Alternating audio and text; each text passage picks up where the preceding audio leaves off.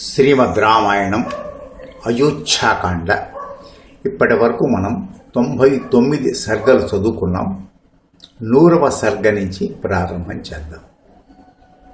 భరతుడు మరలా రాముని పాదాల మీదకి జారిపోయాడు. రాముని పాదాలు తన కన్నీటితో కడుగుతున్నాడు. రాముడు వాత్సల్యంతో భరతుని 2 చేతులతో పైకి లేవనెత్తాడు. తన తొడ మీద కూర్చోబెట్టుకున్నాడు. భరతుడు కళ్ళు తుడిచాడు, శిరస్సు ముద్దు పెట్టుకున్నాడు. భరత, నీవు ఒంటరిగా ఈ అరణ్యాలకు ఎందుకు వచ్చావయ్యా? తండ్రి గారు దశరథ మహారాజు గారు రాలేదా? ఆయన ఎక్కడికి వెళ్ళారు? నీవు ఒంటరిగా ఎందుకు వచ్చావు? ఎందుకంటే తండ్రి గారు జీవించి ఉండగా నా కొరకు అరణ్యాలకు రావలసిన అవసరం నీకు లేదు కదా. మన వివాహాల తర్వాత నీవు నీ మాతామహుల ఇంటికి వెళ్ళావు. మరలా ఇన్నాళ్లకు నిన్ను చూడగలిగాను. నాకు చాలా సంతోషంగా ఉంది. కానీ ఇప్పుడు నీవు అరణ్యాలకు రావలసిన అవసరం ఏముందో నాకు తెలియడం లేదు. తండ్రి గారు క్షేమంగా ఉన్నారా? నేను అడవుల పాలయ్యాను అన్న దుఃఖంతో స్వర్గస్థులు కాలేదు కదా. లేకపోతే నీవు చిన్నవాడవు, రాజ్యము చేయడానికి అర్హుడవు కావు అని నీ తండ్రి గారు నీకు రాజ్యం ఇవ్వడానికి నిరాకరించారా? ఏ కారణం చేత నువ్వు ఇక్కడికి వచ్చావో తెలియజేయి. భరత, నేను అనవసరంగా ఏదేదో ఊహించుకుంటున్నాను. తండ్రి గారు క్షేమంగా ఉన్నారని అనుకుంటున్నాను. నీవు ఆయనకు ప్రతిరోజు సేవలు చేస్తున్నావు కదా. నాకే ఆ భాగ్యం లేదు. మన పురోహితుల వారు, వశిష్ఠుల వారు క్షేమంగా ఉన్నారా? నీవు ప్రతిరోజు ఆయన్ని పూజిస్తున్నావు కదా. నా తల్లులు కౌసల్య, సుమిత్ర, కైకేయి క్షేమంగా ఉన్నారా? మన పురోహితులు, వారి కుమారుడు నీకు సర్వవేళలా అండగా ఉంటూ నీ చేత అగ్ని కార్యాలు, హోమాలు చేయిస్తున్నారు కదా. నీకు ధర్మాధర్మాలను బోధిస్తున్నారు కదా. నీవు దేవతలను, పితరులను, తల్లిదండ్రులను, గురువులను ప్రతిరోజు పూజిస్తున్నావు కదా. బ్రాహ్మణులను, వృద్ధులను ఆదరిస్తున్నావు కదా. మనకు అస్త్ర విద్య చెప్పిన గురువు సుధనువుని తగు రీతిలో సత్కరిస్తున్నావా? నీవు రాజ్యాభిషిక్తుడమైన తర్వాత నీతిమంతులు, బుద్ధిమంతులు, విద్యావంతులు, రాజనీతి విశారదుల్ని మంత్రులుగా నియమించావా? ఎందుకంటే మంత్రులు రాజనీతి కోవిదులు. రాజు యొక్క రహస్యాలు కాపాడగలిగిన వారు అయి ఉండడం ఎంతో ముఖ్యం. భరత, నీ పాలన ఎలా ఉందయ్యా? జాగరూకతో ఉంటున్నావా, లేక సమయంగాని సమయాల్లో నిద్రపోతున్నావా? రాజుకు నిద్ర చేటు తెస్తుంది నాయన. సదా జాగరూకుడివై ఉండాలి. నీవు ఎల్లప్పుడూ తెల్లవారుజామునే లేచి మంత్రాంగాలు మంత్రులతో చర్చించాలి. అప్పుడు ఏకాంతం లభిస్తుంది. మరొక మాట, నీవు ఒక్కడివే ఆలోచించి నిర్ణయం తీసుకోవడము తప్పే. అలాగని ఎక్కువ మందితో ఆలోచించడం కూడా తప్పే. ఎందుకంటే నీ ఆలోచనలు అందరికీ తెలిసే ప్రమాదం ఉంది. భరత, ఎల్లప్పుడూ తక్కువ శ్రమతో ఎక్కువ ఫలితాన్ని ఇచ్చే పనులకు ప్రాధాన్యం ఇవ్వాలి. అటువంటి పనులను ఆలస్యం చేయకుండా వెంటనే చేయాలి. కానీ ఒక విషయంలో మాత్రం జాగ్రత్త వహించాలి. నీవు ఒక పనిని పూర్తి చేసిన తర్వాతనే దానిని బహిరంగపరచాలి. అంతేకాని చేయబోయే పనులను ఎవరికీ తెలియనీయకూడదు. ఎందుకంటే నీ శత్రువులు నీవు తలపెట్టిన పనులకు ఆటంకం కలిగించే అవకాశం ఉంది. నీవు నీ మంత్రులు నీతిమంతులుగా రహస్యాలను బట్టబయలు చేయకున్నా నీ చుట్టుపక్కల వారు నేర్పుగా మీ రహస్యాలను రాబట్టవచ్చు. అటువంటి వారిని దూరంగా ఉంచుతున్నావు కదా. భరత, అవసరమైతే 1000 మంది మూర్ఖులనైనా వదులుకోవచ్చు, కానీ ఒక పండితులు మాత్రం నీ దగ్గరకు చేర్చుకో. పండితులు నీకు ఆపదల్లో సాయం చేస్తారు. మూర్ఖులు ఎంతమంది ఉన్నా తిండి చేటు తప్ప ఎలాంటి సాయము చెయ్యరు. మూర్ఖులైన మంత్రులు 10 మంది ఉన్నా మేధావి, పరాక్రమవంతుడు, నిజాయితీపరుడు, పండితుడు అయిన ఒక్క మంత్రి చాలు. ఆ రాజు క్షేమంగా ఉండగలడు. నీ సేవకులను వారి వారికి తగిన స్థానాల్లో నియమించావు కదా.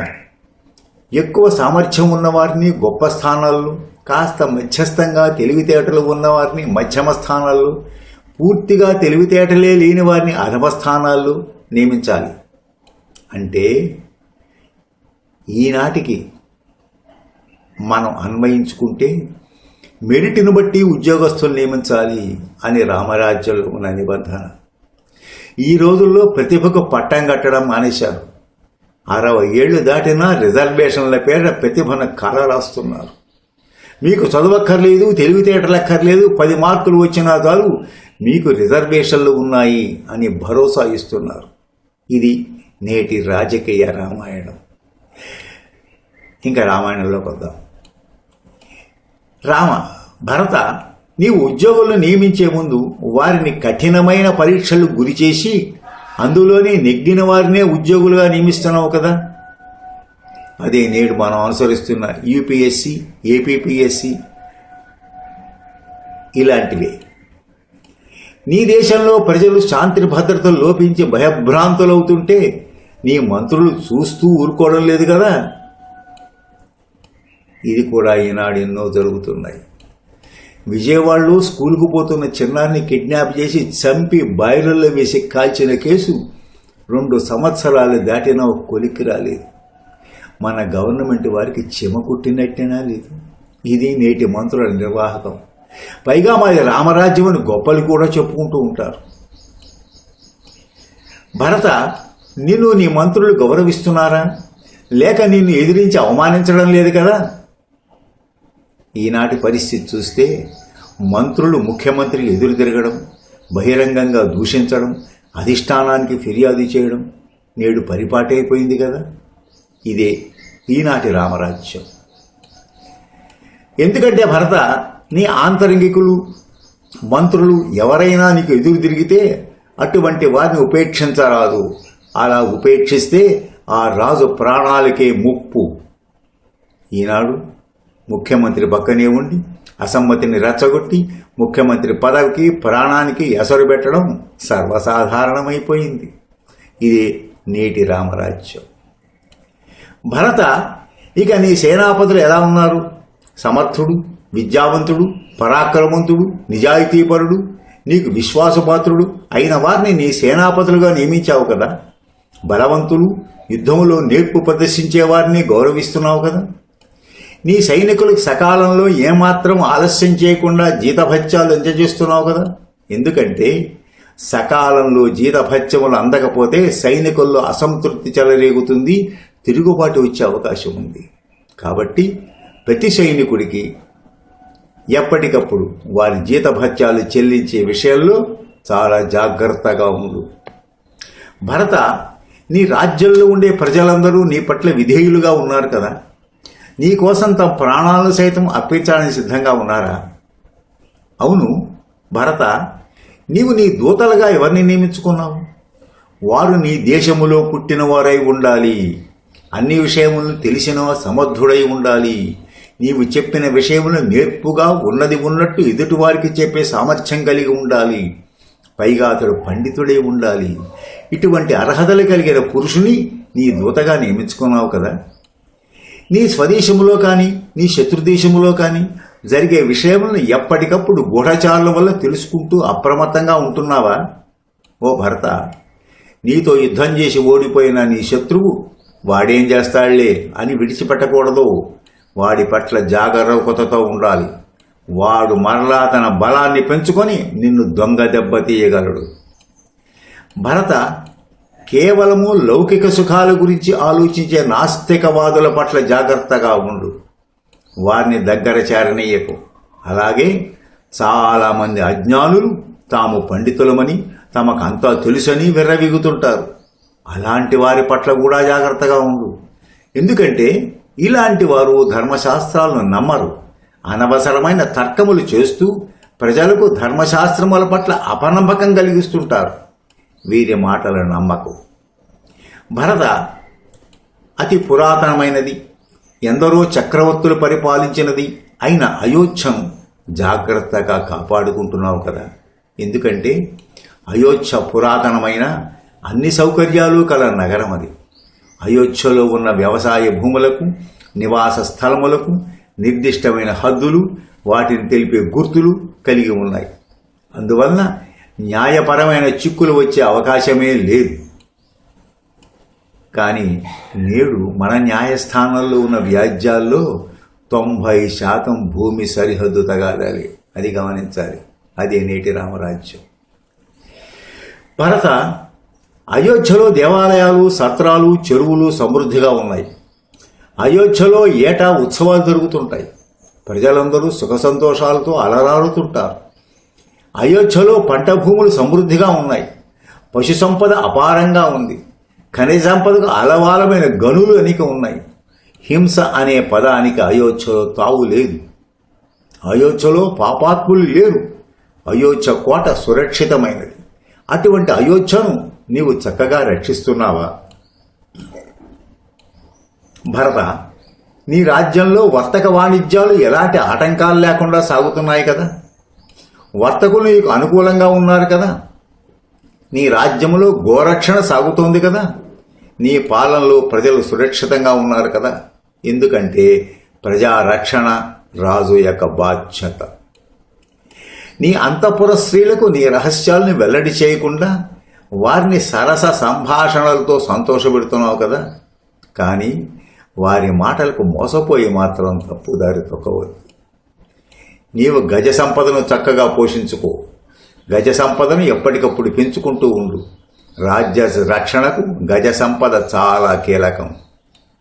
భరత, నీవు ప్రతిరోజు నీ ప్రజలను కలుసుకుంటూ వారి కష్టసుఖాలు తెలుసుకుంటున్నావు కదా.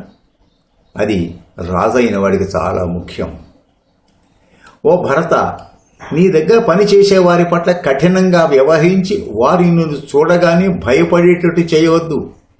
అలాగని వారికి అధిక చనువు ఇవ్వవద్దు. మధ్య మార్గంగా వారితో సామరస్యంగా మెలుగుతూ ఉండు. ఓ భరత, నీ రాజ్యంలో ధనము, ధాన్యము, నీరు నిల్వలు సమృద్ధిగా ఉన్నాయి కదా. నీకు చాలినంత సైన్యము, యంత్ర సామగ్రి సమకూర్చుకున్నావు కదా. ఓ భరత, నీ ఆర్థిక పరిస్థితి ఎలా ఉంది? నీ ఆదాయం ఎక్కువ, నీకు ఆదాయం ఎక్కువ, వ్యయము తక్కువగా ఉంది కదా. అంటే రామరాజ్యంలో ఎప్పుడు కూడా ఆదాయం మించి వ్యయం ఉండకూడదు. కానీ నేటి కాలంలో లోటు బడ్జెట్ సర్వసాధారణమైపోయింది. ఆదాయం తక్కువ, ఖర్చు ఎక్కువ. దానికోసం అప్పులు, వాటికి వడ్డీలు. ఆదాయంలో సగం వడ్డీలకే పోతుంది. ఇది నేటి ఆర్థిక వ్యవస్థ, నేటి రామరాజ్యం. ఓ భరత, ప్రజాధనం అపాత్రుల చేతుల్లోనికి వెళ్లడం లేదు కదా.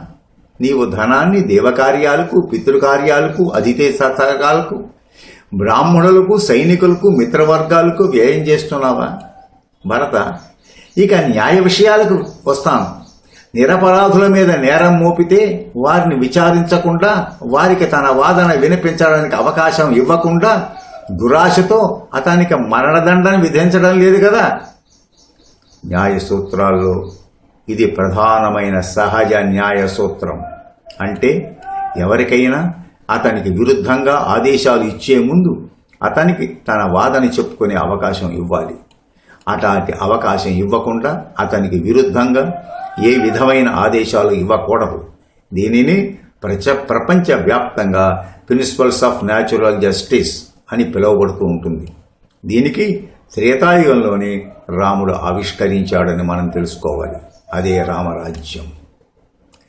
భరత, ఎవరైనా దొంగతనం చేస్తూ ఉంటే ప్రత్యక్షంగా చూచి పట్టుకుంటే అతడు దొంగతనం చేస్తున్నట్టు ప్రత్యక్ష సాక్షులు చెబితే అటువంటి దొంగలను నీ అధికారులు ధనలోభం చేత విడిచిపెట్టడం లేదు కదా. దీనికి ఈ రోజుల్లో వివరణ అనవసరం. అన్నీ కాదు కానీ కొన్ని పోలీస్ స్టేషన్లలో జరిగే తంతు ఇది. అసలు నేరస్తుల్ని విడిచిపెట్టడం, అమాయకుల మీద కేసులు బనాయించడం. ఇదే కొంతమంది పోలీసుల దైనందిన చర్య. ఇదే నేటి రామరాజ్యం. భరత, న్యాయం చేసేటప్పుడు నీ న్యాయాధికారులు వీడు ధనికుడు, వీడు పేదవాడు అనే భేదబుద్ధి లేకుండా నిష్పక్షపాతంగా న్యాయ నిర్ణయం చేస్తున్నారు కదా. భరత, ఒక విషయం గుర్తుపెట్టుకో.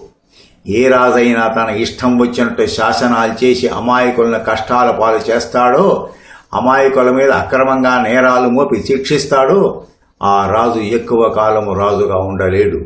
అతని రాజ్యంలో ప్రజలు కార్చిన కన్నీళ్లే ఆ రాజుని శిక్షిస్తాయి, సర్వనాశనం చేస్తాయి. ఓ భరత, నీ రాజ్యంలో శిశువులను, వృద్ధులను, పండితులను ఆదరిస్తున్నావు కదా.